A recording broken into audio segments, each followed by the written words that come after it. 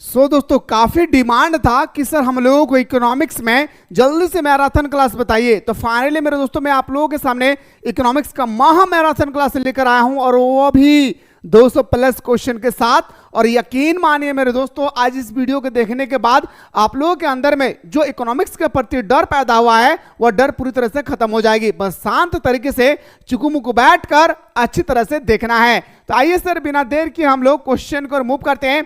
और हाँ, जितना ज्यादा हो सके मेरे दोस्तों आप लोग अपने दोस्तों को शेयर करें, क्योंकि ये वीडियो को बनाने का मकसद ये है कि झारखंड के हर एक उस व्यक्ति तक पहुंचना चाहिए जिन्होंने इकोनॉमिक्स लेकर स्टडी कर रहे हैं, क्योंकि बहुत ही मेहनत के साथ ये आप लोगों के पास लेकर आया हूं। जैसे कि दोस्तों पहला क्वेश्चन बताया गया था कि एडम स्मिथ ने 1776 में एक पुस्तक लिखी थी। भाई याद रखिएगा, एडम स्मिथ ने जो पुस्तक लिखा है उस पुस्तक को आप लोग अच्छी तरह से याद रखना है। जैसे एडम स्मिथ ने लिखा है an inquiry into the nature causes of health and wellness. Option number हमारा बिल्कुल सही उत्तर हो जाएगा सर, क्या ऑप्शन नंबर ए हमारा सही उत्तर हो जाएगा। अच्छा, कब पर लिखा था भाई? तो 1776 में। और एडम स्मिथ को ही मेरे दोस्तों हम लोग क्या मानते हैं? इकोनॉमिक्स का फादर भी मानते हैं। क्या सर? इकोनॉमिक्स का फादर भी मानते हैं। आइए सर अगला क्वेश्चन पे बात करते हैं। अनुसंधान की विधियां है, मेथड ऑफ इन्वेस्टिगेशन आर। कितना मेथड है मेरे भाई? तो 2 मेथड है। कितना सर? तो इजीली से बता सकते हैं सर, कितना? 2 मेथड है। चलिए सर अगला क्वेश्चन बात करते हैं। स्थिति मध्य है भाई, पोजीशन एवरेज क्या है भाई? तो पोजीशन एवरेज हमारा बहुलक है सर। क्या है? पोजीशन एवरेज क्या है सर? हमारा बहुलक है। अब किसी किसी स्टूडेंट्स के मन में ये क्वेश्चन आ रही है सर, बहुलक क्यों? क्योंकि मेरे दोस्तों जो बार बार आती है उसी को हम लोग क्या बोलते हैं? बहुलक कहते हैं। जैसे कि क्वेश्चन नंबर 4 में पूछा गया कि बताइए सर, कितना सुंदर और कितना प्यारा सा क्वेश्चन दिया गया है मेरे भाई। और ऐसा ही क्वेश्चन नंबरिकल में भी आप लोगों का आएगा, डोंट वरी भाई।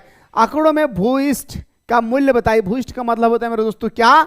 तो बहुलक। क्या होता है सर? बहुलक। याद रखिएगा, अगर मैं आपसे पूछूंगा यहां पे कौन सा डिजिट बार बार आया है, तो आप कहेंगे सर ये जो पचका है ना सर, पचका ये बहुत बार आया है सर। हमारा क्या हो जाएगी? ऑप्शन नंबर डी हमारा सही उत्तर हो जाएगा। क्या सर? ऑप्शन नंबर डी हमारा सही उत्तर हो जाएगी। जैसे कि अगला क्वेश्चन आप देख पा रहे हैं, निरपेक्ष माप है भाई। आखिर निरपेक्ष माप जो है वो आपसे पूछा गया आखिर क्या है? तो निरपेक्ष माप अगर एक तरह का देखा जाए तो रेंज है भाई। क्या है सर? रेंज है। और coefficient of range, coefficient method, ये सब क्वेश्चन मेरे दोस्तों आपके पेपर में भर भर के आएगा। पैसेंस बना के रखिए, शुरू से लेकर अंत तक देखिए, सारा क्वेश्चन बता के जाऊंगा। अगला सर कि राष्ट्रों के धन के स्वभाव तथा कारणों की खोज नामक पुस्तक के लेखक कौन है? Adam Smith. सिंपल सा भाई, क्या बता रहे सर? एडम स्मिथ चाचा है, यानी ऑप्शन नंबर ए हमारा सही उत्तर हो जाएगा। जैसे कि अगला क्वेश्चन है सर, प्राथमिक सम्मक होते हैं। प्राइमरी डाटा क्या होता है भाई? जो हमारा प्राइमरी डाटा होती है वो एक प्रकार का होता है क्या? तो मौलिक होता है, ओरिजिनल होता है। क्या सर? मौलिक का मतलब होता है क्या हमारा? ओरिजिनल होता है, यानी ऑप्शन नंबर ए हमारा राइट आंसर हो जाएगा। अगला है सर, अनुसंधानकर्ता संग्रह करता है। किसका संग्रह करती है मेरे भाई? प्राथमिक आंकड़े का क्या करता है? करेक्शन करता है। क्या मेरे भाई? करेक्शन नहीं, कलेक्शन करता है। क्या? करेक्शन नहीं, कलेक्शन करती है। याद रखिएगा मेरे दोस्तों। तो ऑप्शन नंबर क्या हो जाएगी सर? ये हमारा राइट आंसर हो जाएगा। जैसे कि अगला क्वेश्चन है सर कि न्यायाधीश के आकार के बढ़ने पर सामान्यतः न्यायाधीश त्रुटि है। क्या है भाई?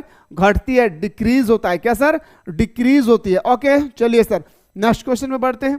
अगला क्वेश्चन बात करते हैं सर कि वर्ग सीमा के मध्य बिंदु को क्या कहते हैं? बहुत ही इंपॉर्टेंट क्वेश्चन, याद रखिएगा। क्वेश्चन नंबर जो आप लोगों का 10 है, ये काफी इंपॉर्टेंट क्वेश्चन है कि वर्ग सीमा के मध्य बिंदु को हम लोग क्या कहते हैं? मध्य मूल्य कहते हैं। क्या सर? मिडिल वैल्यू कहते हैं। क्या बोलते हैं सर? मिडिल वैल्यू के नाम से हम लोग क्या करते हैं? जानते हैं। आइए सर अब आपके सामने आ गया नंबरिकल क्वेश्चन, ध्यान से देखना है भाई। चतुर्थ विचलन का सूत्र बताइए। सर ये हमारा जो चतुर्थ विचलन है इसको हम लोग प्रथम चतुर्थांश, द्वितीय चतुर्थांश, तृतीय चतुर्थांश और हमारा चतुर्थ चतुर्थांश होती है। कोशिश कीजिएगा समझने का। ये हमारा पूरा का पूरा पॉजिटिव होता है। क्या सर? ये हमारा पूरा का पूरा पॉजिटिव होती है। ये हमारा पॉजिटिव और हमारा नेगेटिव होती है। ये दोनों हमारा क्या होता है? मेरा नेगेटिव होती है। और ये डाटा भी मेरे दोस्तों पॉजिटिव और नेगेटिव होती है। सिर्फ पहला घर जो है वो हमारा क्या होगा मेरे भाई? याद रखना है, क्या होती है? पॉजिटिव होती है। बाकी सब हमारा क्या होता है? नेगेटिव और पॉजिटिव दोनों होता है। इस चीज को ख्याल रखना है भाई, ठीक है। तो हाँ, बात कर रहे थे चतुर्थ विचलन का सूत्र बताइए। तो मेरे दोस्तों बताएंगे सर, याद रखिएगा Q3 minus Q1 divided by 2। याद रखना है क्या सर, माइनस में लिखना है, यानी ऑप्शन नंबर हमारा बिल्कुल सही हो जाएगा सर ए।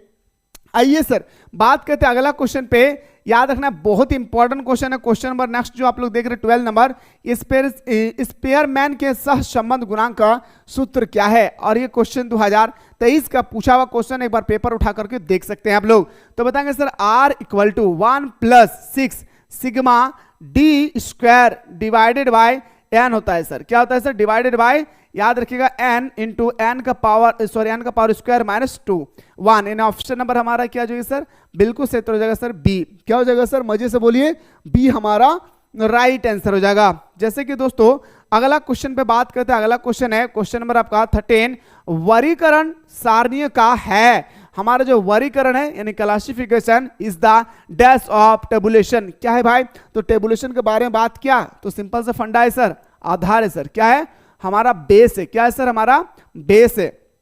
जैसे कि अगला क्वेश्चन है सर, ग्राफ द्वारा निम्न में से किसकी माप नहीं हो सकती है। अगर मैं बात करूं आप लोगों से कि ग्राफ द्वारा किसकी माप नहीं हो सकती है, तो आप सिंपल से बताइएगा सर कि ग्राफ के द्वारा हम लोग माध्यिका तो बता सकते हैं, बहुलक भी बता सकते हैं, लेकिन मेरे दोस्तों हम लोग मध्य नहीं बता सकते, क्योंकि मध्य का मतलब होता है टोटल नंबर को ऐड करके उसकी संख्या से डिवाइड कर देना होता है। ठीक है, जैसे कि अगला क्वेश्चन आपकी स्क्रीन पे है। जैसे यहाँ पे क्वेश्चन को ध्यान से देखेंगे, चुकुमुक को बैठकर अच्छी तरह से इस क्वेश्चन को समझने के प्रयास कीजिए, मजा है और मजा भी आने वाला है इस क्वेश्चन पे। क्वेश्चन कहा गया सर, क्या क्वेश्चन कहा गया कि सर 25, एक बार मेरे दोस्तों देख लेते हैं क्या, 25 30 18 x 24 30 का अगर मध्य हमारा 22 है, क्या क्या दिया सर, हमारा 25 दिया हुआ है, मोहब्बत से लिखते हैं सर 20 दिया हुआ है, 18 दिया हुआ है, और हमारा x दिया हुआ है, और हमारा 24 दिया हुआ है, और 30 दिया हुआ है, और डिवाइडेड बाय मेरे दोस्तों कितना संख्या है, 1 2 3 4 5 6 संख्या से डिवाइड कर देना है। और मेरे दोस्तों इसका बराबर हमारा कितना दिया हुआ था, 22 दिया हुआ था। मैं ये बात इसलिए कह रहा हूं क्योंकि हम सभी को पता है सर कि मध्य बराबर होता है परीक्षणों का कुल योग। क्या सर, नंबर ऑफ एडिशन। ठीक है, जितने संख्या सबको जोड़कर हम लोग नंबर से डिवाइड करते हैं। कितना नंबर था, 6 1 2 3 4 5 6। ओके सर, जोड़ते हैं, जोड़ेंगे बड़े मजे से भाई। कैसे जोड़ना है देखिए मेरे भाई, इसको जोड़ते हैं तो सिंपल सा फंडा भाई जोड़ने का। देखिए मेरे भाई कितना हुआ, 50 हुआ, सिंपल से भाई 50 और 25 75 हुआ। याद रखिएगा 75 और 20 मान लेते हैं, 75 और 20 95 हुआ, 95 और 20 मान लेते हैं, 95 और 20 हमारा क्या हो गया सर 100। याद रखिए मेरे दोस्तों 125 हो गया, और 2 127, क्या हो गया सर 127, और प्लस क्या हो गया सर x बटा 6 बराबर 122। ठीक है सर, तो 127 अब प्लस x इक्वल टू 6 को इससे मल्टीपल करेंगे, 6 दूने 12, 6 दूने 12 एक 13, 6 कम 6 और के 7। याद रखिएगा क्या सर, याद रखिए सॉरी 22 है, सॉरी भाई सॉरी 22 है भाई। ठीक है, तो कितना हो जाएगा 132। ओके चलिए सर, x बराबर लिखेंगे 132 अब माइनस, ये प्लस उधर जाएगा तो माइनस में आएगा 127। मतलब मैं बोल सकता हूं सर x बराबर कितना आ जाएगा सर 5, सॉरी कितना आ जाएगा मेरे भाई, कहीं पे मिस्टेक हो गया दोस्तों, कहीं पे हम लोगों का मिस्टेक हो गया। कहां पे मिस्टेक किया मेरे भाई, देख लेते, काउंट कर रहे हैं। ठीक है, 20 और 25 30 कितना हो गया 50 50 60 70 75 75 और हमारा हो गया मान के चलिए 20, 75 और 20 हो गया मेरे दोस्तों कितना हो गया 75 95 95 और हमारा हो गया मेरे दोस्तों कितना 24। याद रखिएगा मेरे भाई क्या था कि 95 और हमारा 22 कितना हो जाएगा सर 7 11 117 होगा। सॉरी भाई कितना हो जाएगा मेरे दोस्तों, यहाँ पे 117 होगा। याद रखिएगा 117 हो जाएगा। ठीक है, यहाँ पे मिस्टेक हो गया था, सॉरी भाई। ठीक है 117 हो जाएगी, ठीक है ना। अब यहाँ पे क्या करते हैं सर, हम लोग 117 को माइनस करेंगे तो हमारा कितना आ जाएगा सर x बराबर 15। तो सर हमारा आंसर 15 निकल कर आ गया, थोड़ा सा मिस्टेक हो गया था भाई एडिशन पे। ठीक है, चलिए सर उम्मीद करता मेरे भाई कि आप लोग शानदार तरीके से हमारे सारे क्वेश्चनों को आप लोगों को समझ में आ रही है। बस सिंपल सा बात याद रखना है, मध्य का फॉर्मूला जो होता है याद रखिएगा परीक्षणों का योग बटा परीक्षणों की संख्या। ठीक है, चलिए गुरुजी अगला क्वेश्चन पे बात करते सर, बड़े मजे से लिखते भाई।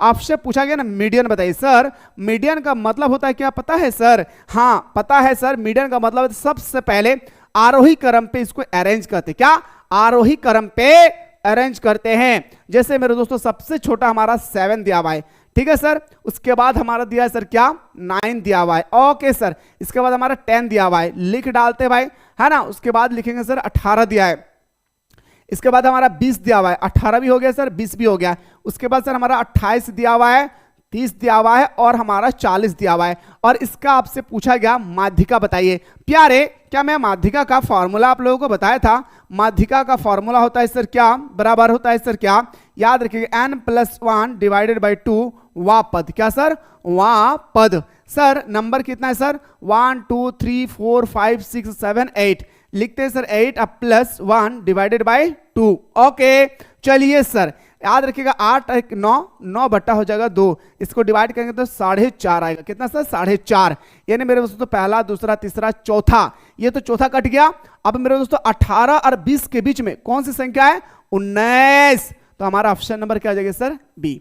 सर एक और तरीका बताइए जिसमें हम लोग और मजे से कर सकते हैं। एक तरीका और, ये हमारा ट्रिक के माध्यम से। सर कैसे?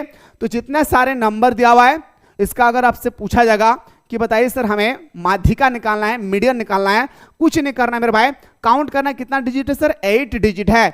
तो मेरे दोस्तों 3 को इधर फेंक दीजिए और 3 को इधर फेंक दीजिए, बचा सर हमारा 2 डिजिट। कितना सर? 18 + 2 डिवाइडेड बाई कर देना है 2। ठीक है, 18 और 20 हो गया सर 38, 38 को 2 से डिवाइड करेंगे तो हमारा 19। यानी बोल सकता है सर ऑप्शन नंबर क्या? आप किसी भी तरह से बनाइए आंसर उतना ही आएगा, डिपेंड करता है आपकी सोच पर। याद रखिएगा क्या सर? डिपेंड करता है आपकी सोच पर कि आपको बनाना कैसा है भाई, याद रखिएगा। ठीक है चलिए सर अगला क्वेश्चन में बात करते हैं। क्वेश्चन नंबर नेक्स्ट पे क्वेश्चन है सर, सममित वितरण में भूयिष्ठ का मतलब होता है बहुलक। याद रखिए क्या होता है सर? इसको हम लोग बहुलक, माध्य एवं माध्यिका, यानी माध्य माध्यिका और बहुलक के बारे में आपसे यहाँ पे पूछा गया। क्या सर? माध्य माध्यिका और बहुलक के बारे में आपसे पूछा गया तो बताएंगे सर, याद रखिएगा x, m और z होता है, यानी तीनों हमारा क्या होता है सर? यहाँ पे इक्वल होता है।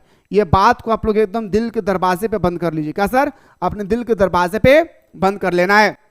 जैसे अगला क्वेश्चन, विस्तार गुणांक का सूत्र है the formula of coefficient of range. Coefficient of range का फॉर्मूला आता है sir L - S divided by L + S। क्या सर? L - S और L + S, यानी ऑप्शन नंबर हमारा क्या हो जाएगा सर? सी हमारा सही उत्तर हो जाएगा। जैसे कि दोस्तों अगला क्वेश्चन आपकी स्क्रीन पे है कि सहसंबंध गुणांक का प्रतिपादन ने किया था। सहसंबंध गुणांक का प्रतिपादन किसने किया था? पियर्सन ने। किसने किया था मेरे दोस्तों? तो मोहब्बत से बताएंगे सर किसने किया था? पियर्सन ने किया था। बोलिए ना मुस्कुरा के सर, किसने किया था? पियर्सन ने किया था। जैसे कि अगला क्वेश्चन आपकी स्क्रीन पे है कि बताइए सर सैद्धांतिक रूप से निर्देशांक के निर्माण के लिए श्रेष्ठ माध्य क्या है? तो बताएंगे सर हमारा गुणोत्तर माध्य। यानी मेरे दोस्तों ऑप्शन नंबर बिल्कुल सही उत्तर हो जाएगा सर क्या?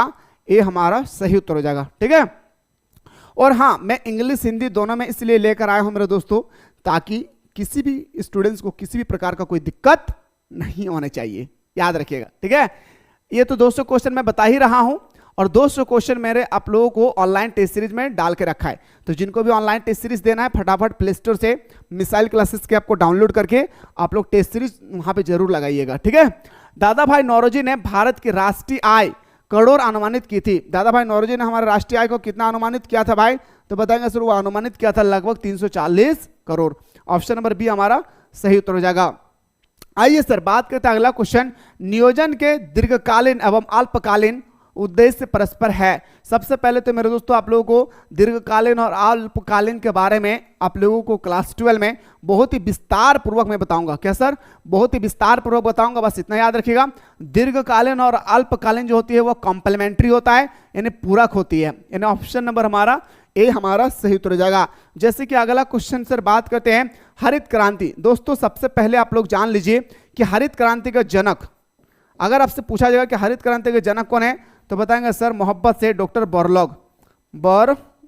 ओके, गजब हो गया दोस्तों, गजब हो गया, क्योंकि मैं लेकर आ रहा हूं 24 मई से क्लास 12 के लिए फाउंडेशन क्लास, जहां पे मेरे दोस्तों बच्चों की तरह आप लोगों को चैप्टर को समझाया जाएगा, फिर ऑब्जेक्टिव बताया जाएगी, फिर सब्जेक्टिव बताया जाएगा। और हाँ यहां तक ही नहीं बल्कि मेरे दोस्तों आप लोगों को 5 साल का मॉडल पेपर, 5 साल का PYQ और selected question, online test series, सारा चीज मेरे दोस्तों आप लोगों को फाउंडेशन कोर्स में कराई जाएगी। तो लेट किस बात की, जाएं फटाफट प्ले स्टोर से मिसाइल क्लासेस के आपको डाउनलोड करें और मेरे दोस्तों फाउंडेशन कोर्स को जल्दी से ज्वाइन करें, क्योंकि अभी चल रहा है मिसाइल क्लासेस के एप्लीकेशन पे धमाकेदार ऑफर, जहां पे 999 रुपया का कोर्स मात्र मिल रहा है मेरे दोस्तों, मात्र 399 रुपया में, वो भी पूरे साल भर का। एक बार पे करे, अब पूरे 2026 तक हमारे साथ सुबह शाम दोनों टाइम जुड़े रहे लाइव क्लासेस में।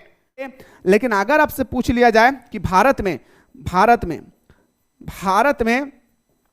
हरित क्रांति के जनक, भारत में हरित क्रांति का जनक अगर आपसे पूछा जाएगा तो बताएंगे सर डॉक्टर स्वामीनाथन। याद रखिए, क्या सर? डॉक्टर स्वामीनाथन। सर अगर आपसे पूछ लिया जाए कि हमारे जो हरित क्रांति की जो शुरुआत हुई थी, वो याद रखिएगा मेरे दोस्तों, हरित क्रांति की जो शुरुआत होती है ये हमारा तीसरी पंचवर्षीय योजना में शुरुआत होती है। एक क्वेश्चन और, हरित क्रांति जो है मेरे दोस्तों, ये हरित क्रांति जो होती है इसमें कौन सा राज्य पर ज्यादा प्राथमिकता दिया गया है? तो बताएंगे सर हमारा पंजाब में। कहां पे? पंजाब। और कौन सा पौधे के लिए, मतलब कौन सा खाद्य पदार्थ के लिए? तो बताएंगे सर हमारा गेहूं पर। क्या सर? गेहूं पर। इतना सारा चीज आपको याद रखना है मेरे दोस्तों। आप लोगों को अच्छी तरह से हरित क्रांति के बारे में मैं आप लोगों को और डिटेल्स में बात करूंगा नेक्स्ट वीडियो में, फिलहाल आप लोग बने रहिए, ठीक है? चलिए सर, हाँ, तो हमारा जो हरित क्रांति थी ना मेरे दोस्तों, वो बीज पर काफी ध्यान दिया था, हाइब्रिड बीज, जिसका नाम था HYV। क्या sir? HYV। And option number हमारा ए इसका सही उत्तर हो जाएगा। जैसे कि अगला है सर, MRTP अधिनियम 1969 को समाप्त करके उसके स्थान पर कौन सा अधिनियम 2002 के तहत लागू किया गया था? तो 2002 के तहत लागू किया था मेरे दोस्तों कॉम्पिटिशन, प्रतिस्पर्धा। एंड ऑप्शन नंबर ए हमारा सही उत्तर हो जाएगी। और हाँ, प्रतिस्पर्धा क्या है ये आपको क्लास 12 के एक चैप्टर में आप लोगों को फुल डिटेल्स में पढ़ना है भाई, है ना? विशेष आर्थिक क्षेत्र मॉडल 1 अप्रैल से लागू किया गया है। अच्छा, 1 अप्रैल से लागू किया गया। स्पेशल इकोनॉमिक्स जोन में model was in first view to April. अप्रैल के कितना महीना में यह लागू किया गया था? यह पूरा आपसे डेट जानकारी प्राप्त करना चाहता है तो 2000 में। क्या सर? 2000 में। भारत क्या है दोस्तों? भारत एक मिश्रित अर्थव्यवस्था है। क्या? भारत एक मिश्रित अर्थव्यवस्था है। याद रखना है, भारत एक कृषि प्रधान देश है, इस बात को भी याद रखना है, ठीक है? चलिए सर, चीन का मुख्य व्यवसाय है, जिसे भारत का मुख्य व्यवसाय सर क्या है? तो बताएंगे सर भारत का जो हमारा मुख्य व्यवसाय होती है ना सर, वो भारत का हमारा जो मुख्य व्यवसाय होती है वो हमारा कृषि है, यानी खेती है भाई। तो आपसे पूछा गया कि चीन का मुख्य व्यवसाय क्या है? उनका भी क्या है भाई? कृषि है। क्या सर? कृषि है भाई। याद रखिएगा मेरे दोस्तों। अगला क्वेश्चन में बात करते हैं, पाकिस्तान का सबसे बड़ा उद्योग क्या है? अगर मैं बात करूं पाकिस्तान का कि सबसे बड़ा उद्योग कौन सा है, पाकिस्तान का सबसे बड़ा उद्योग है हमारा टेक्सटाइल। क्या sir? Textile. Option number B हमारा सही उत्तर हो जाएगा। अगला है सर, स्वर्णिम चतुर्भुज योजना संबंधित है। जो हमारा स्वर्णिम चतुर्भुज योजना है, आखिर वो किससे संबंधित है दोस्तों? तो बताएंगे स्वर्णिम चतुर्भुज योजना हमारा संबंधित है किसे? यातायात से। ये आपको क्लास 12 के ज्योग्राफी में बुक में पढ़ना होगा भाई। किसके? ज्योग्राफी बुक में आप लोगों को शानदार तरीके से मैं पढ़ाऊंगा, ठीक है? चलिए सर, अगला क्वेश्चन बात करते हैं सर। अगला क्वेश्चन है LPG, यानी मेरे दोस्तों LPG, लिक्विड पेट्रोलियम गैस। क्या sir? Liquid petroleum gas, butane और प्रोपेन, ब्यूटेन और प्रोपेन से मिलकर बनाता है, ब्यूटेन और प्लस प्रोपेन से मिलकर बना होता है LPG, liquid petroleum gas. LPG का अर्थ है भाई, जो हमारा LPG है ना दोस्तों, वो LPG क्या है? तो देखिए, LPG उदारीकरण भी है, निजीकरण भी है, अपने भी कर सकते हैं, और वैश्वीकरण भी है, देश विदेश में भी बेच सकते हैं। इन ऑप्शन नंबर हमारा डी हमारा सही उत्तर हो जाएगा। आइए सर, अगला क्वेश्चन बात करते हैं, उदारीकरण का दोष है भाई। आपसे पूछा गया कि उदारीकरण का क्या दोष है? क्या दोष है दोस्तों? तो उदारीकरण का दोष हमारा एकाधिकार में वृद्धि। क्या सर? एकाधिकार में वृद्धि। आखिर एकाधिकार बाजार क्या है? ये आपको क्लास 12 में पूरा डिटेल्स में पढ़ना है। एक चैप्टर का नाम है बाजार, और उस बाजार व्यवस्था में मैं बहुत ही सुंदर तरीके से आप लोगों को लाइव क्लासेस में बताऊंगा हमारे एप्लीकेशन पे, ठीक है? चलिए सर, अगला क्वेश्चन बात करते हैं सर। क्वेश्चन नंबर 31 है कि भारत में गरीबी का कारण क्या है? अच्छा, अगर मैं आपसे पूछूंगा कि भारत जो है मेरे दोस्तों गरीबी का कारण क्या है, आप क्या बताइएगा? देखिए मेरे भाई, पहला बताइएगा सीमित उद्योग। अमेरिका की तरह बहुत सारे उद्योग नहीं है, लिमिटेड है भाई। योग साहसी का अभाव, लोगों के पास वो क्या बोलते हैं भाई, एक्सपीरियंस नहीं हो पाता है। पूंजी निर्माण की नीची दरें, इन ऑप्शन नंबर डी। अच्छा, भारत का सबसे गरीबी राज्य कौन सा भाई? तो याद रखिएगा, सबसे गरीबी राज्य बिहार। क्या सर? सबसे गरीबी राज्य कौन सा है? भारत का बिहार, ठीक है? चलिए अगला क्वेश्चन बात करें सर, ग्रामीण साख का स्रोत है भाई। ग्रामीण साख का आपसे पूछा गया कि ग्रामीण शाखा का जो स्रोत है वो क्या है, तो ग्रामीण शाखा का स्रोत साहूकार, मनी लेंडर। आप लोग देखेंगे मेरे भाई, खास करके गांव-गांव लोग जाते हैं और क्या करते हैं, मनी दूसरे को देते हैं। अगर मैं बात करूं ना, जिससे हम लोग क्या बोलते हैं भाई, देहाती के बोलचाल में लोग सूद कहते हैं, है ना, वो आप लोग अक्सर देखे होंगे ग्रामीण इलाके में।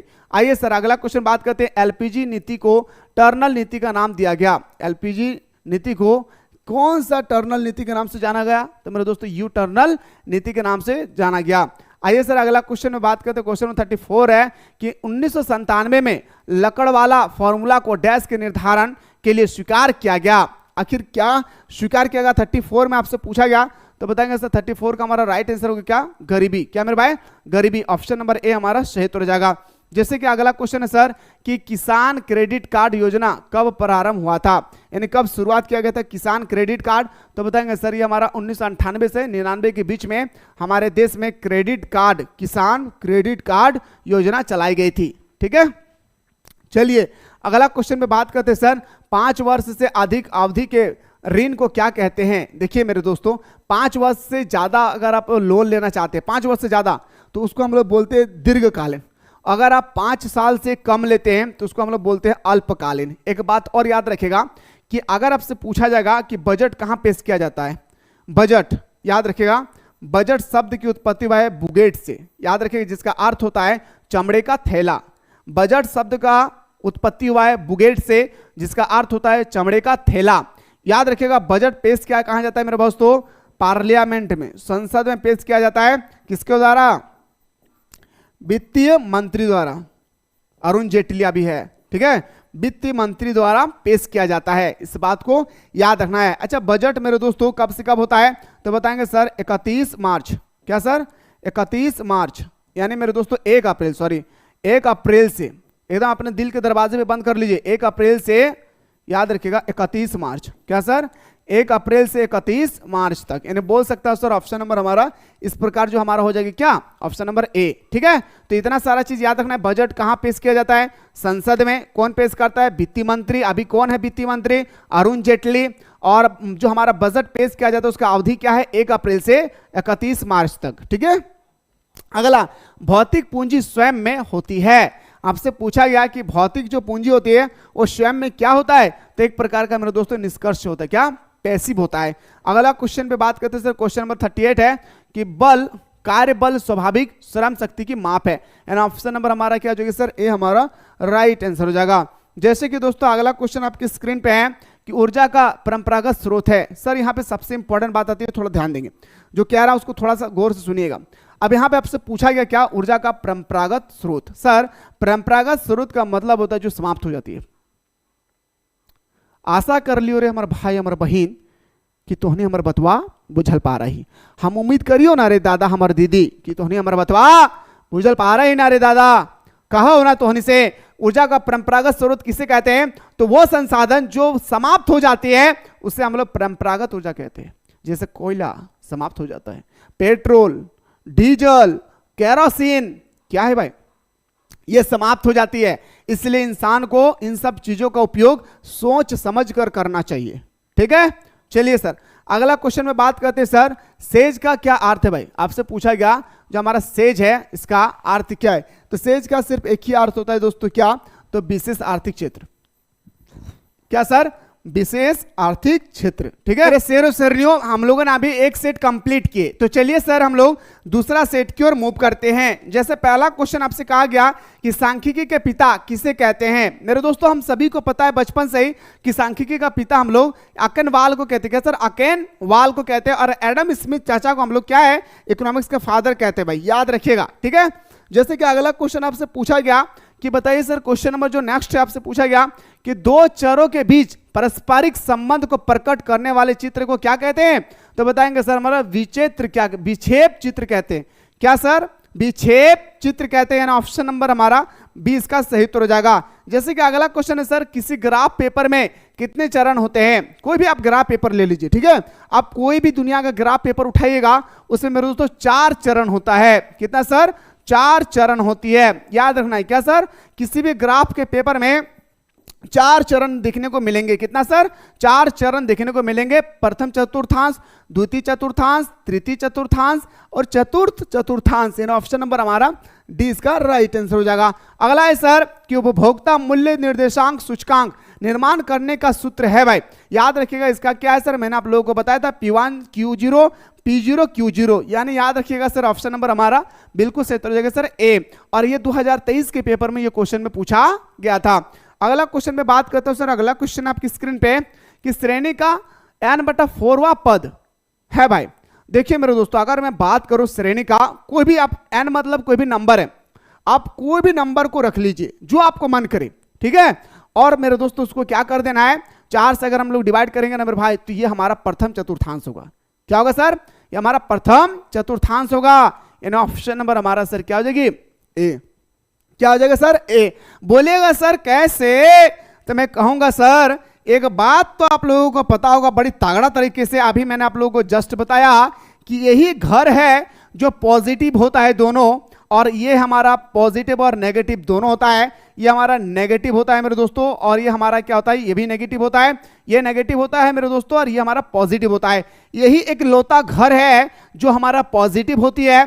अब n बराबर अगर मेरे दोस्तों आप पॉजिटिव संख्या को रखेंगे, 4 से डिवाइड करेंगे तो 0.00 ही आएगा, लेकिन वो क्या होगा? पॉजिटिव होगी। क्या? पॉजिटिव होगा। क्या सर? प्लस में ही आएगा, इसलिए उसको हम लोग बोलते हैं क्या? प्रथम चतुर्थांश। I hope you are understanding question number 5। उम्मीद करूं ना सर। चलिए आइए सर अगला क्वेश्चन बात करते हैं। माध्यिका आंकड़ों को बराबर भागों में बांटती है। अगर मैं बात करूं माध्यिका, सर हमारा जो माध्यिका होती है ना, माध्यिका वो बराबर बराबर भागों में बांटती है। किसको? 2 भागों में। सर एक बार प्रूफ करके दिखाइए ना। कैसे? मैं बोलूंगा सर जैसे 4, 6, 8, ठीक है, मान के चलिए 9, 5 आपका हो गया 11, ठीक है, मैं इतना ही डिजिट लेता हूं। अगर आपसे पूछा जाएगा कि इसका माध्यिका निकाल के दिखाइए, मीडियन निकाल के दिखाइए, तो आप कैसे निकालिएगा? 2 को साइड कर दीजिएगा, 2 को साइड कर देंगे, और जो बीच वाला है सर इसी को हम लोग बोलते हैं क्या? माध्यिका, मीडियन। तो 2 बराबर भागों में बांटती है ना, तो वही तो कह रहा था आपसे। चलिए आइए सर अगला क्वेश्चन पे। वह व्यक्ति जो आंकड़ा संग्रह करता है उसे क्या कहते हैं? वह व्यक्ति, a person who collect data is known एज, क्या बोलते हैं सर? जो हमारा डाटा को कलेक्ट करता है उसे हम लोग बोलते हैं गणनाकार। क्या सर? गणनाकार कहते हैं। जैसे कि अगला क्वेश्चन में बात करते हैं, वर्ग अंतराल 70-80 का मध्य बिंदु है भाई। वर्ग अंतराल 70-80 का जो मध्य बिंदु होते हैं ना दोस्तों, याद रखिएगा बहुत ही सिंपल है, आपको कुछ नहीं करना है। जब भी आपसे वर्ग अंतराल की बात करें, दोनों डाटा को जोड़ दीजिए और 2 से डिवाइड कर दीजिएगा। जोड़ेंगे तो सर 150 आ जाएगा, 150 को 2 से डिवाइड करेंगे तो हमारा 75 आएगा। ये याद रखिएगा, नंबरिकल का क्वेश्चन है और वैसा ही आएगा। नंबरिकल में एक भी क्वेश्चन को छोड़कर नहीं आना है। मैंने नंबरिकल का एक स्पेशल वीडियो बनाया है, जो भी स्टूडेंट्स ने नहीं देखे हैं प्लेलिस्ट में जाकर आप अच्छी तरह से एक बार जरूर देख ले, ठीक है। चलिए सर नेक्स्ट क्वेश्चन में बात करते हैं सर, किसी संकलित समकों को कहते हैं। कोई भी संकलित समक है उसे हम लोग क्या बोलते हैं? प्राइमरी डाटा कहते हैं सर। क्या? प्राइमरी डाटा कहते हैं। क्वेश्चन सर समांतर मध्य का सूत्र है सर, अभी हम लोगों ने डिस्कस किया, जो हमारा समांतर मध्य है उसका सूत्र क्या है सर? याद रखिए सिग्मा x/n। क्या सर? Sigma x/n। यानी ऑप्शन नंबर हमारा क्या जाएगा सर? सी हमारा सही उत्तर हो जाएगा। जैसे कि अगला क्वेश्चन पे बात करते हैं सर, इनमें से कौन केंद्रीय वृत्त का माप है? अगर मैं मेरे दोस्तों बात करें केंद्रीय प्रवृत्ति की जो माप है, वो आपसे पूछा गया कि बताइए सर क्या है, तो बताएंगे सर सिंपल सा हमारा बहुलक है सर। क्या है? बहुलक है। जैसे कि दोस्तों अगला क्वेश्चन पूछा गया कि निम्न में से कौन सा चर खंडंत है? कौन सा चर जो है मेरे दोस्तों आपसे पूछा गया कि खंडित है, तो वह हो जाएगा छात्रों की संख्या। क्या सर? हमारा छात्रों की संख्या। ऑप्शन नंबर हमारा बिल्कुल सही हो जाएगा सर सी। अगला है सर, किस अर्थशास्त्री ने कल्याण संबंधित परिभाषा प्रस्तुत की थी? कौन सा ऐसा अर्थशास्त्री थे जिन्होंने मेरे दोस्तों कल्याण संबंधित परिभाषा दिए थे? अल्फ्रेड मार्शल ने। क्या सर? अल्फ्रेड मार्शल ने दिया था। अगला क्वेश्चन पे आते हैं सर, किस अर्थशास्त्री के अनुसार अपरिकरणों पदों के विचरण का माप है? बाउले। क्या सर? बाउले के अनुसार। ऑप्शन नंबर हमारा बिल्कुल सही हो जाएगा सर बी। अब यहां पे मेरे दोस्तों आप लोगों को ध्यान देने वाली बात है सर, यहां पे आपसे क्या पूछा गया दोस्तों कि बताइए इसका मध्य क्या होगा? सबसे पहले लिखिए मेरे भाई 0 से लेकर 10, ठीक है।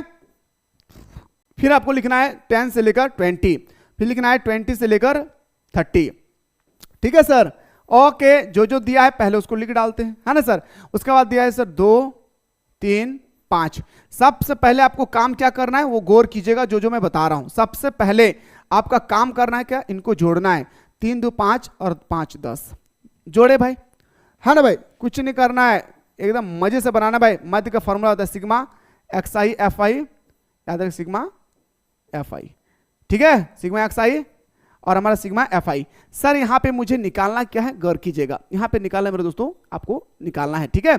तो देखिए मेरे भाई, सबसे पहले 0 और 10 को जोड़ेंगे तो कितना हो जाएगा, मैंने आप लोगों को बहुत ही सुंदर बताया था। तो हो जाएगा सर हमारा कितना, तो 10। 10 को 2 से डिवाइड करेंगे तो हमारा आ जाएगा सर 5। Okay sir. फिर 10 और 20 को जोड़ेंगे तो हो जाएगा 30। 30 का आधा करेंगे तो आ जाएगा सर 15।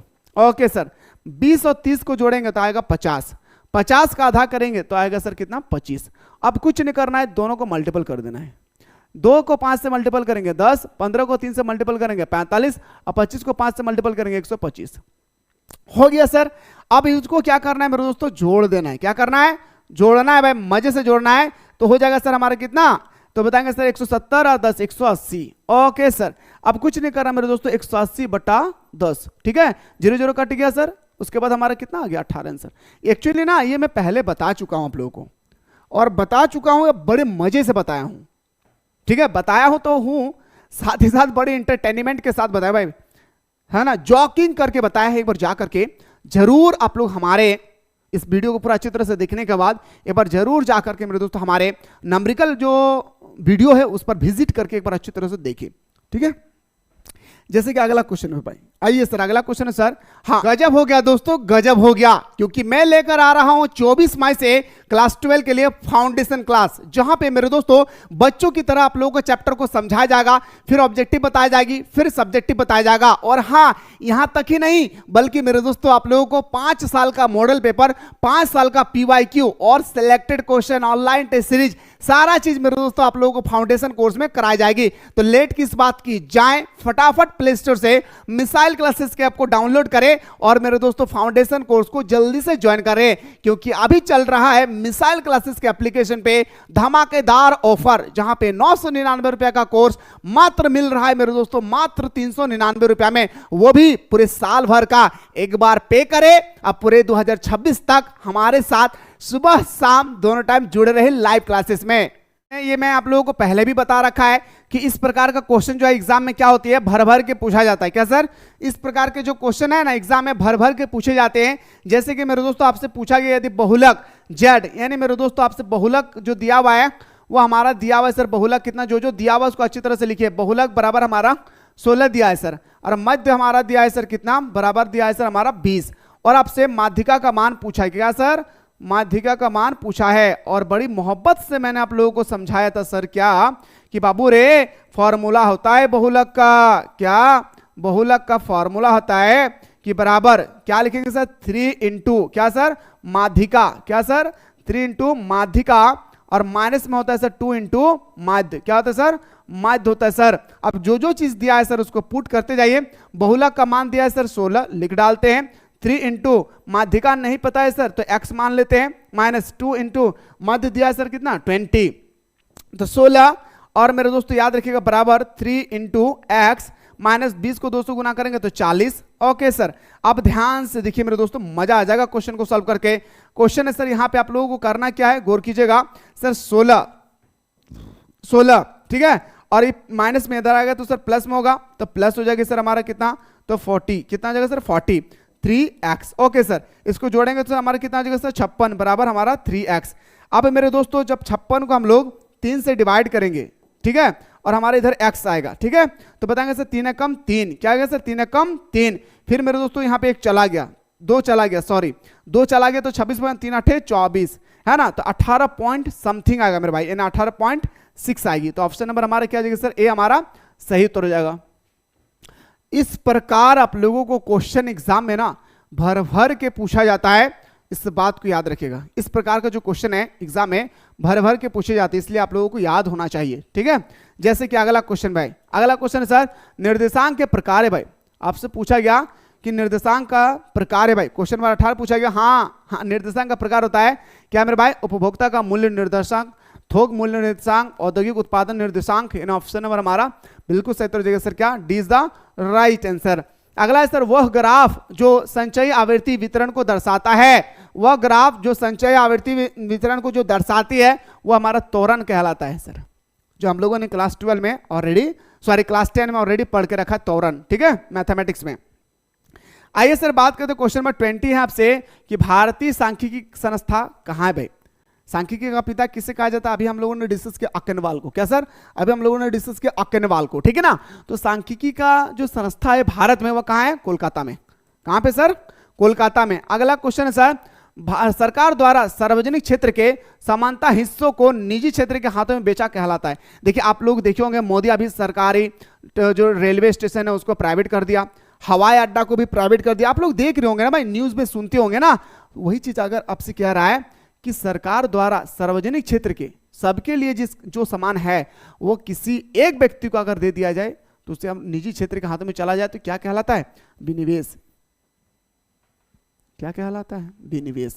अगर आप लोग रेलवे में अगर अभी आप लोग आवागमन करते हैं, है ना, रेलवे में अगर आप लोग जाएंगे तो देखिएगा टिकट काउंटर में टिकट तो कटता ही करता है, साथ ही साथ बाहर में भी एक दो हमारा मशीन लेकर खड़ा रहता है, ये हमारा क्या है, प्राइवेट है भाई, ठीक है। आइए सर बात करते हैं अगला क्वेश्चन, मानव पूंजी निर्माण में बाधा है। क्या कह रहा है भाई, मानव पूंजी निर्माण में बाधा है भाई, क्यों मानव पूंजी निर्माण में बाधा क्यों है दोस्त, तो बताएंगे सर हमारा बढ़ती जनसंख्या, ब्रेन ड्रेन, शिक्षा का निम्न स्तर, इन ऑप्शन नंबर हमारा डी इसका सही उत्तर हो जाएगा।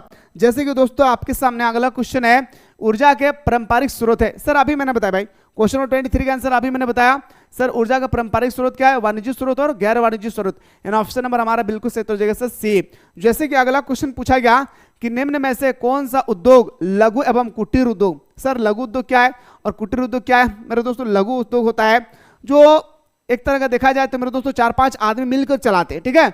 और कुटीर उद्योग का मतलब है एकदम छोटा उद्योग, जैसे अगरबत्ती बनाना, साबुन बनाना, टिकिया बनाना, है ना भाई, ये सब हम लोग गांव देहात के लोग क्या करते हैं, अधिकतर करते हैं। क्या सर, गांव देहात के लोग अधिकतर करते हैं। तो बताएंगे सर हमारा जो हो जाएगी ना लघु उद्योग और कुटीर उद्योग जो है वो हमारा हैंडलूम होगा, हैंडलूम हो जाएगा, हस्तकराघा, ऑप्शन नंबर डी हमारा सही उत्तर हो जाएगा। अगला है सर, गरीबी रेखा का संबंध किससे है भाई, क्वेश्चन नंबर 25, गरीबी रेखा का संबंध आपसे पूछा गया कि आखिर किससे है, तो बताएंगे सर निरपेक्ष निर्धनता से। क्या सर, निरपेक्ष निर्धनता से, ऑप्शन नंबर बी हमारा सही उत्तर हो जाएगा। अगला है सर 26 है, कृषि शाख के गैर संस्थागत स्रोत है। कृषि शाख के गैर संस्थागत स्रोत जो है मेरे दोस्तों वो क्या है, तो बताएंगे सर वो हमारा हो जाएगा सर महाजन। क्या सर, हमारा महाजन, ऑप्शन नंबर डी हमारा सही उत्तर हो जाएगा।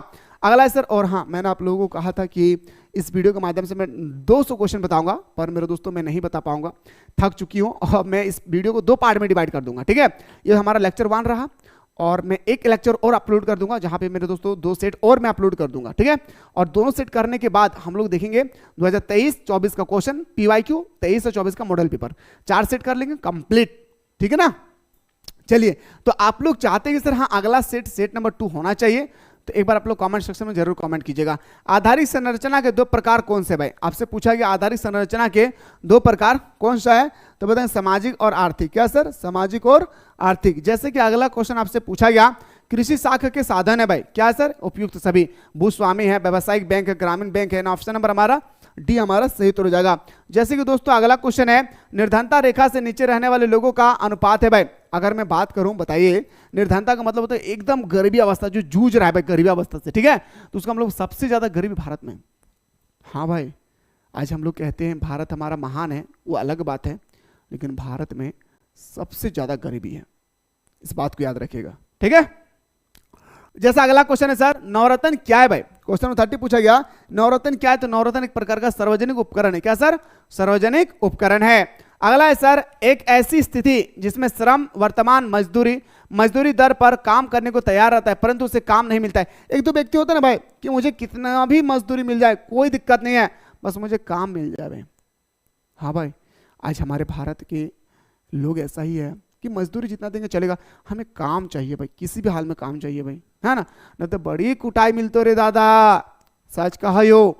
अगर तुहने पढ़ लिख के अगर अच्छा काम ना सीख ली रे दादा, और अच्छा अगर जॉब तू हासिल ना कर ली ना, सच कहियो रे, तो चलता फिरता लाश कहलाई भी रे दादा, याद रखिया, इतना महंगाई के जमाना बढ़ गए, है ना। तो बताएंगे सर हमारा बेरोजगारी, 31 का क्या हो जाएगा सर हमारा बेरोजगार, इसका राइट आंसर हो जाएगा। जैसे कि अगला क्वेश्चन है सर, चिपको आंदोलन का उद्देश्य किसका है? चिपको आंदोलन का संबंध एक्चुअली मेरे दोस्तों याद रखेगा हमारा तो है वो हमारा किससे है सर? तो बताएंगे सर हमारा उत्तराखंड से है, लेकिन मेरे दोस्तों ऑप्शन में अगर उत्तराखंड ना रहे तो आपको बताना कि हिमालय, ठीक है। दूसरी बात याद रखिएगा, चिपको आंदोलन का जनक कौन है भाई? तो सुंदरलाल बहुगुणा। क्या सर? सुंदरलाल बहुगुणा, ठीक है। चलिए SHG क्या है भाई? इसका फुल फॉर्म आपसे पूछा गया, SHG का फुल फॉर्म क्या है सर? तो बताएंगे सर सेल्फ हेल्प ग्रुप। क्या sir? Self help group. Option number A हमारा सही उत्तर हो जाएगा। जैसे अगला क्वेश्चन है सर, निर्माण क्षेत्र अर्थव्यवस्था के क्षेत्र में सम्मिलित होता है, प्राथमिक क्षेत्र। क्या सर? प्राथमिक क्षेत्र। ऑप्शन नंबर ए हमारा सही उत्तर हो जाएगा। एक सूचक जो किसी देश के मानव विकास को मापता है, किसी भी देश के मानव सूचकांक को जो मापती है मेरे दोस्तों, सबसे पहले तो आप लोग जानिए कि HDI है क्या? HDI human development index. क्या सर? जो कह रहा हूं दिल के दरवाजे को फटाक से खोल करके मेरे दोस्तों अपने दिल के दरवाजे पे भर लीजिए। HDI ह्यूमन डेवलपमेंट इंडेक्स, मानव विकास सूचकांक, याद रखिएगा, सूचकांक याद रखिएगा, ठीक है। इसका जो संस्थापक है मेरे दोस्तों वो है कौन? डॉक्टर महबूबुल हक। लिख लीजिए अपने दिल के दरवाजे पे, डॉक्टर महबूबुल हक, महबूबुल हक। कहां के रहने वाले सर? पाकिस्तान के। कहां के रहने वाले भाई? पाकिस्तान के। बहुत इंपॉर्टेंट क्वेश्चन है भाई, ठीक है। चलिए सर 36 कहता है मेरे भाई क्या कि प्रति व्यक्ति आय किस देश में अधिक है? चीन में। प्रति व्यक्ति आय सबसे ज्यादा कहां पे है? चीन में। अगला क्वेश्चन बात करते हैं सर, क्वेश्चन नंबर नेक्स्ट 37, किसी देश के आयात और निर्यात, एक्सपोर्ट और इंपोर्ट के अंतर को क्या कहते हैं? अरे भाई सिंपल सा बात है भाई, एक्सपोर्ट और इंपोर्ट के अंतर को ही ना हम लोग बोलते हैं व्यापार संतुलन। ये आपको क्लास 12 में पढ़ना होगा ज्योग्राफी के बुक में, ठीक है। आइए सर बात करते हैं अगला क्वेश्चन की, मनरेगा में कितने दिनों के रोजगार का प्रावधान किया गया? 100 दिनों का रोजगार दिया गया। जैसे कि अगला क्वेश्चन है सर, भारतीय योजना आयोग का गठन कब हुआ? सबसे पहले मेरे दोस्तों आप लोग जान लीजिए, भारतीय योजना आयोग से मैं संबंधित 4-5 क्वेश्चन बता रहा हूं, एकदम दिल के दरवाजे पे बंद कर लीजिए भाई, याद रखिएगा दिल के दरवाजे पे आप लोग क्या कर लेना भाई? बंद कर लेना है। भारतीय योजना आयोग का गठन कब हुआ मेरे दोस्तों? तो आपको मोहब्बत से बताना है दोस्तों, क्या? 15 मार्च 1950 को, ठीक, कोई दिक्कत नहीं। अब योजना आयोग का नाम मोदी सरकार ने बदल कर रख दिया, क्या? नीति आयोग, ठीक है। अब ये नीति आयोग जो है ना दोस्तों, इसका गठन होता है 1 जनवरी 2015 को। इसका जो अध्यक्ष होती है ना वो देश का प्रधानमंत्री होता है। प्रधानमंत्री कौन होता है सर? देश का प्रधानमंत्री होता है। नीति आयोग पूछे, योजना आयोग पूछे, इसका जो याद रखिएगा जो अध्यक्ष होता है वो देश का प्रधानमंत्री होता है, इस बात को याद रखिएगा, ठीक है। चलिए अगला क्वेश्चन पे आते हैं सर, मानव पूंजी में सम्मिलित है। आपसे पूछा गया कि कौन है जो मानव पूंजी में सम्मिलित है? तो बताएंगे सर श्रमिक और उद्यमिक दोनों, यानी ऑप्शन नंबर ए हमारा सही उत्तर हो जाएगी। तो मेरे दोस्तों मैं आप लोगों को बताया था कि आप लोगों को एक ही सेट में पूरा क्वेश्चन बता दूंगा, पर मैं थक चुका हूं इतना कि मैं बता नहीं पाऊंगा। तो सेट 1 कंप्लीट हुआ है। अगर आप लोग चाहते हैं सर सेट 2 भी जल्दी से करवा दीजिए, तो एक बार फटाफट सारा स्टूडेंट्स मिलकर कमेंट सेक्शन में कमेंट कीजिए, मैं आप लोगों को अगला सेट भी बताने की तैयारी हूं।